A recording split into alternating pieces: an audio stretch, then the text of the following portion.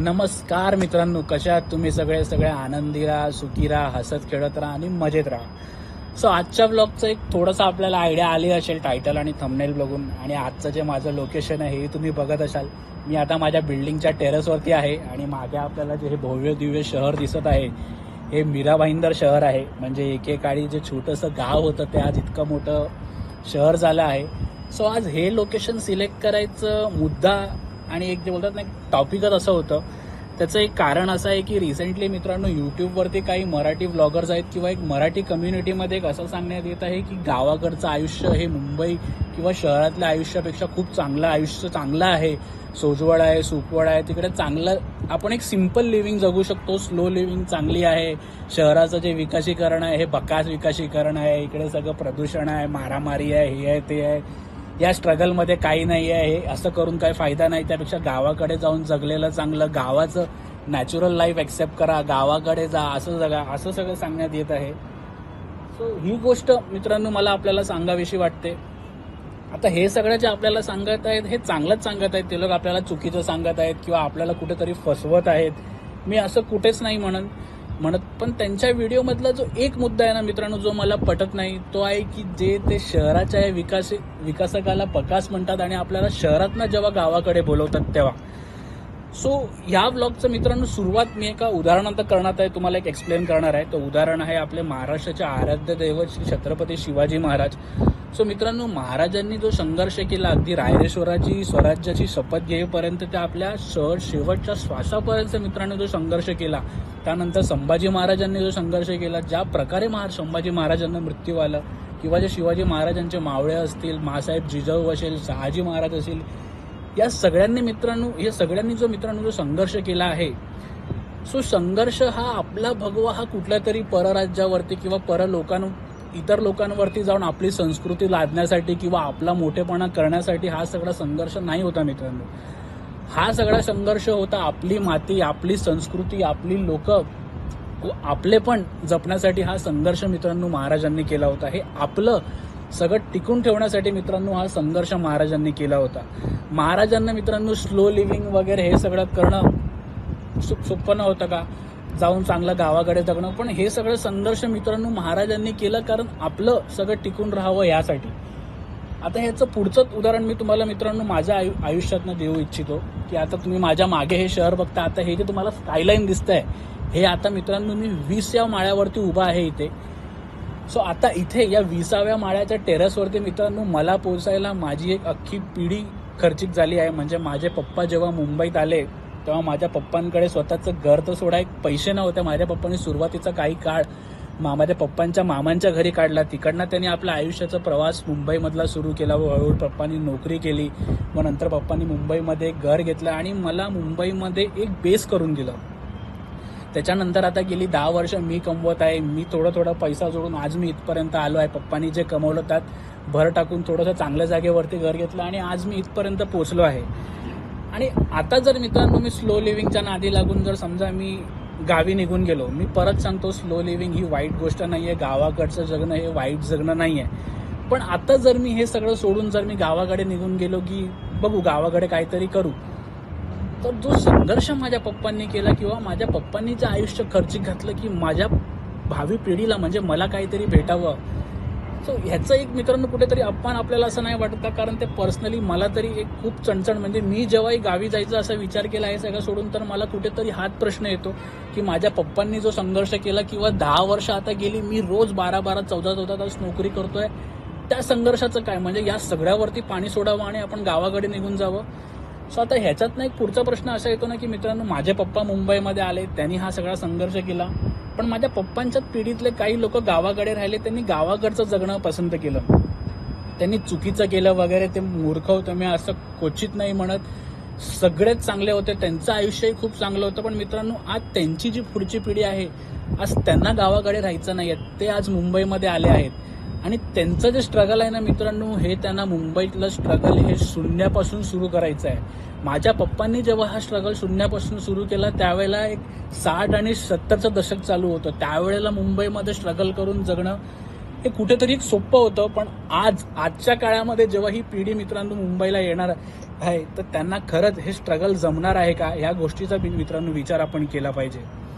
आता पुढचा पॉईंट असा आहे की चला आपण सगळे मराठी माणसं सगळे आपण मुंबई सोडून आपण गावाकडे जाऊन राहिलो नाही, सगळ्यांनाच आता आपल्याला स्लो लिव्हिंग पाहिजे, गावाकडचं जगणं मस्त आहे. जर असं केल्याने मित्रांनो या शहरांचा विकास थांबणार आहे का? म्हणजे आपण जर असं केलं तर उद्याला मुख्यमंत्री महाराष्ट्राचं नाही बाबा माझी मराठी माणसं सगळी गावी गेली, मी विकास करत नाही, बंद सगळा विकास, किंवा शहराचा विकास नाही आता गावाचा विकास करायचा, असं काही होणार आहे का मित्रांनो? आपण जर या सगळ्या प्रवाहातनं बाहेर पडलो ना मित्रांनो, तर जो एक डेव्हलपमेंटचा प्रवाह किंवा या शहरांचा विकासाचा जो प्रवाह आहे ना मित्रांनो, या प्रवाहामधनं आपण स्वतःला बाहेर काढून घेणार आहोत. मी आता इथे परत तेच सांगू इच्छितो, गावाकडचं आयुष्य किंवा एक स्लो लाईफ किंवा एक गावाचं लाईफ खराब नाही आहे, पण विकासाची जी मेन प्रवाह आहे ना मित्रांनो, ही या मुंबई, पुणे, कोल्हापूर, नाशिक या सगळ्या शहरांकडनंच आहे. आणि एकदा जर काय आपण या शहरांच्या प्रवाहातनं बाहेर पडलो ना मित्रांनो, तर या प्रवाहामध्ये परत येणाऱ्या आपल्याला तितकंसं सोपं नाही असणार आहे, एक संघर्ष आपल्याला द्यावा लागणार आहे. आता संघर्षावरून एक पॉईंट असं आहे की मित्रांनो, आपले जे हिंदू संस्कृतीतले काही देवदेवता आहेत, मुख्यतः श्रीकृष्ण आहेत, त्यांनी भगवद्गीतेमध्येही सांगितलं आहे की तुम्ही संघर्षापासून पळवाट नाही करू शकत. संघर्ष हा तुमच्या आयुष्यातला एक बोलतात ना अविभाज्य घटक आहे. तुम्ही जर आता गावाकडे जाऊन जगलात तर तुम्हाला काय वाटतं, शेती करणं हे खरंच खूप सोपं आहे, म्हणजे असं पटकन म्हणजे शेती एका दिवसामध्ये तुम्ही नांगरणी वगैरे केली तर होऊन जाणार आहे, किंवा तुम्ही फळभाजी लावा किंवा झाडं झुडपाला, या सगळ्यामध्येही मित्रांनो संघर्ष आहे. गावाकडचं तुम्ही जाऊन मस्त तिथे स्लो लिव्हिंग जगणार आहे, तुम्हाला खायला भेटणार आहे वगैरे, असं काहीच होणार नाही आहे. जो संघर्ष तुम्ही मुंबईमध्ये करत आहात किंवा या शहरामध्ये करत आहात, तितकाच संघर्ष तुम्हाला गावाकडेही करावा लागणार आहे. गावाचं लिव्हिंग फक्त एक स्लो लिव्हिंग आणि तिथे प्रदूषण नाही आहे, पण संघर्ष हा गावाकडचाही भाग आहे. जर आपण कुठच्या तरी शेतकऱ्याकडे जाऊन जेव्हा आपण बोलाल किंवा त्यांचा संघर्ष आपण जेव्हा बघाल ना, तर एका शेतकऱ्याच्या संघर्षासमोर आपण जे इथे मुंबईमध्ये संघर्ष करतो ना, ते कुठेच उभं नाही राहत. त्यामुळे आपण जर गावाकडे जाणार असाल तर या सगळ्या गोष्टीचा मित्रांनो नीट लक्ष देऊन विचार करा. फक्त आपण गावाकडे उचलून चाललो, मी गावाकडे चाललो, गाशा गुंडाळला, बॅग भरली आणि चाललो गावी, बघे काय होईल ते होईल, जे देव देईल ते खाऊ, जसं ठेवू ते खाऊ, तर मित्रांनो कृपया करून असं काहीही करू नका. कारण हे जितकं सोपं बोलतात ना बोलायला आहे ना, तितकं मित्रांनो ह्याचे एकेकाळीनंतर वाईट परिणाम खूप जास्त होऊ शकतात. आता मुंबईचंच फक्त म्हणायचं झालं तर स्वराज्यानंतर मुंबई महाराष्ट्रात टिकावी यासाठी एक वेगळा लढा मित्रांनो आपल्याला द्यावा लागलाय. जी मुंबई आज आपण आपली म्हणतोय, ही आपल्याकडे राहण्यासाठी एक खूप मोठा संघर्ष मराठी माणसांना उभा करावा लागला, त्यानंतर ही मुंबई आपल्याला लाभली आहे मित्रांनो. तो आपण जर आज ही मुंबई सोडली किंवा पुण्यासारखे शहर, जर हे सगळे शहर जर मित्रांनो आज जर आपण सोडले ना, तर भावी पिढीला हे शहर आपले होते म्हणतात ना, असं कुठेतरी आपण डोळ्यात डोळे मिळून सांगणार नाही आहोत. आणि या शहरामध्ये आपली भावी पिढी ही बोलतात ना एक गेस्ट सारखी, म्हणजे आपलेपणा त्यांना या शहरामध्ये भेटणार आहे मित्रांनो. मुंबईमध्ये ऑलरेडी म्हणजे बोलतात ना चांगल्या पोझिशनवरती मराठी पब्लिक नाही आहे, मी असं कुठेच म्हणत नाही, पण जे उच्चस्तरीय लोक आहेत, जी चांगली चांगली हायफाय सोसायटी आहेत, त्या सोसायटीमध्ये जाऊन मित्रांनो फळ्यांवरची कधी नावं वाचा, त्याच्यामध्ये किती मराठी राहिले आहेत ना, ही नावं वाचा. मुंबई आणि महाराष्ट्र मित्रांनो ही भारतातल्या GDP मधलं सगळ्यात मोठं कॉन्ट्रीब्युटर आहे. आपण भारतातलं सगळ्यात अमीर राज्य आहोत. आपल्या पिढीला म्हणजे मराठी माणसाला कुठेतरी धंदा, बिझनेस या सगळ्या गोष्टी प्रमोट केल्या पाहिजे, की नाही तू मराठी कम्युनिटीने एकत्र येऊन तुझा एक धंदा फेल झाला ना, आम्ही स्पॉन्सर करतो, पुढे दुसऱ्यांदा करतो, असं कुठेतरी मित्रांनो प्रमोट व्हायला पाहिजे ना, की सोशल लिव्हिंग, स्लो लिव्हिंग वगैरे गावचं लिव्हिंग ते खराब नाहीये. मी परत तेच सांगतोय आणि मला त्यांना टार्गेट नाही करायचं, ते चांगलंच सांगत आहे. पण शहराचं लिव्हिंग मध्ये आपल्याला काय भेटतं, हा एक माझा सांगायचा उद्देश आपल्यासाठी एवढा आहे. आता मित्रांनो आपल्याकडे इथे मुंबईमध्ये उत्तर भारतीय आहेत, गुजराती मारवाडी आहेत. उत्तर भारतीय मित्रांनो एकेका खोलीमध्ये 8-8, 9-9 लोक ते लोक राहतात, 5-5, 6-6 वर्ष, इतका संघर्ष करतात. म्हणजे भाजीवालापासून सगळे आज आपल्याकडे भैया लोक आहेत. पण मित्रांनो गावी जाऊन त्यांची घरं बघा, तुम्ही खरंच तोंडाला हात लावाल की त्यांनी इथे जेवढं कमवलंय ना मित्रांनो, ते त्यांनी आपल्या गावाकडे इन्व्हेस्ट केलंय आणि त्यांचं म्हातारपण त्यांनी एक सेफ करून ठेवलंय आणि त्यांच्या पोरासाठी गावाकडे प्लस मुंबईला येण्यासाठी एक मार्ग मित्रांनो त्यांनी ओपन करून ठेवलाय. असं आपल्याला कुठेतरी करायचं आहे, की ना की आपण सगळे बॅग उचललो गावी चाललो, बघू रे काय होईल ते होईल, मुंबई आपल्यासाठी नाही आहे. ते इथे प्रवासाचं खूप म्हणजे बोलतात एक त्रास आहे, चणचण आहे, स्ट्रेस आहे, हे आहे ते आहे. सो हे सगळं आहे मुंबईमध्ये, हे सगळं नाही आहे मी असं कुठे म्हणत नाही. पण ह्या सगळ्यांना जर मित्रांनो आपण तोंड दिलं आणि जर खंबीरपणे उभं राहिलो ना, तर शेवटी जे हातात लागणार आहे ना मित्रांनो, ते खरंच खूप चांगलं असणार आहे. आणि मी परत एक सांगतो की मित्रांनो, ब्लाइंडली गावी जाऊ नका. जर तुम्हाला गावी जायचं असेल, स्लो लिव्हिंग करायची असेल, तर मुख्यतः मी तुम्हाला 2 गोष्टी सांगतो. त्यातली पहिली गोष्ट मित्रांनो अशी आहे की जे मुंबईला तुमचं मानधन आहे किंवा मुंबईला तुम्ही आता जेवढं कमवत आहात, गावी गेल्यावरती ते इन्कम आपलं नील होईल किंवा माझं इन्कमच बंद होईल असं काहीही करू नका. तुमची गावी स्वतःची जमीन असली, स्वतःचं घर असलं तरी तुमचं इन्कम नील होईल असं कृपया करून करू नका. आपल्याकडे एक स्टेबल इन्कम, म्हणजे इन्कमचा स्रोत एका मार्गातनं आपल्याकडे पैसे येत राहिले पाहिजे. ही गोष्ट मित्रांनो नीट काळजीपूर्वक स्वतःकडे लक्ष द्या, कारण हा तुमचा भविष्याचा विषय आहे.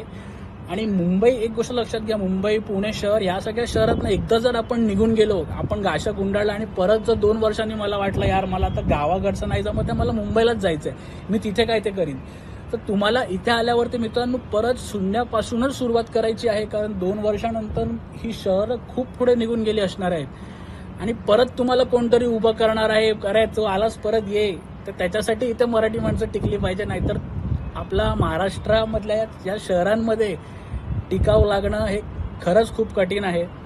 आणि शेवटचं एक पॉईंट मित्रांनो मी आपल्याला सांगू इच्छितो, ही गोष्ट आपण इतर जे प्रांतीय आहेत त्यांच्याकडनं शिकली पाहिजे की जर आपण मुंबईमधनं जातो, सो बोलतात ना, मुंबईशी आपली नाळ कट करून, पुणे किंवा इतर शहरांशी आपली नाळ कट करून परमनंटली आपण गावी नाही जायला पाहिजे. या शहरांशी आपली नाळ असली पाहिजे. म्हणजे आपल्याला कधी जर तुम्हाला नाही वाटलं पण तुमच्या पुढच्या पिढीला जर कधी वाटलं की नाही मला मुंबईला जायचं आहे, मला मुंबईला जाऊन नोकरी करायची आहे, सो त्यांना एक मार्ग सोपा असला पाहिजे, नाही की त्यांना त्या वेळेमध्ये त्यांना शून्यापासून सुरुवात करायला लागली पाहिजे. जर तसंच झालं ना मित्रांनो, तर खरंच ही येणारी पिढी तुम्हाला आणि आपल्याला खरंच म्हणजे बोलतात ना माफ नाही करणार आणि खूप जास्त आपल्यासाठी ते वाईट असणार आहे.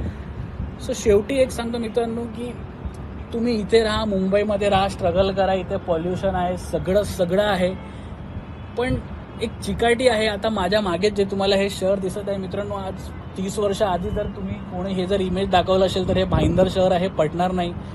पण आज हे भाईंदर शहर आहे. हळूहळू विकास करून शेवटी आपल्याला जे साध्य करायचं असतं ते पाहिजे, तो आपणही मुंबईमध्ये राहा आणि पैसे साठवा आणि गावी जमिनी घ्या. जे कोकणातले जमीन किंवा आज महाराष्ट्रातले इतर जमिनी जे आज परप्रांतीय किंवा तिकडची लोक घेऊन जात आहेत, सो हे जमिनी मित्रांनो आपण आपल्याकडे एवढ्या जमिनी घेऊन ठेवलं पाहिजे ना की आपली सेकंड इन्कम आताच एवढी उभी राहील की म्हातारपणी आपण त्या शेतीच्या वरती किंवा ज्या झाडांचे जे उत्पन्न आहे त्याच्यावरती आपण जगू शकतो.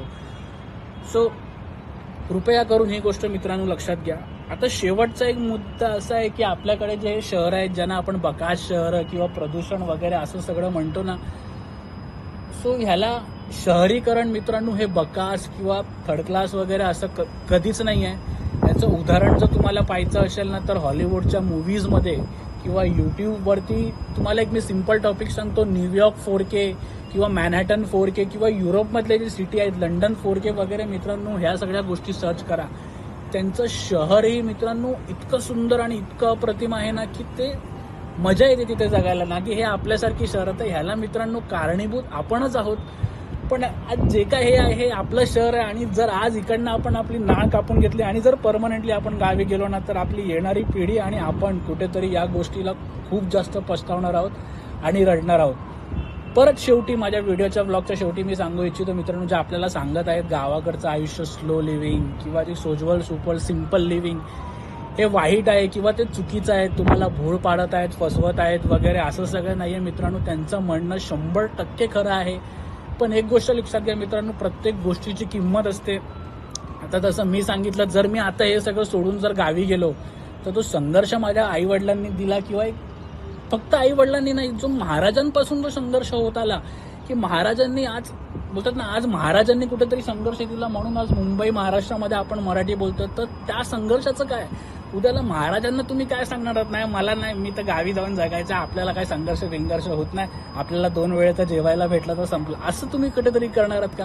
काय तोडणार नाही तुम्ही महाराजांचं नाव घेणार आहात? तर ही गोष्ट लक्षात घ्या, तुम्हाला संघर्ष आणि शहरीकरण, या शहरीकरणाची मित्रांनो नाळ तोडू नका. मी आता इथे उभा आहे, मी तुम्हाला या व्हिडिओच्या शेवटी एक पॅन करून इथे आता ज्या प्रकारचा विकास चालू आहे, आता माझ्या मागे तुम्हाला मेट्रोचं काम दिसत असेल, आता ज्यावेळेला ही मेट्रो इकडनं धावणार आहे ना मित्रांनो, या पूर्ण भागाचं प्रॉपर्टीचे रेट्स हे खूप जास्त वाढणार आहेत. पण आज जर आपण गावाकडे निघून गेलो आणि जर 10 वर्षानंतर जर आपण इथे यायचं, ज्यावेळेला हे सगळं मेट्रो काम चालू होईल त्यावेळेला खरंच तुम्हाला वाटतं तुम्ही इथे येऊन सर्व्हाइव्ह करू शकता?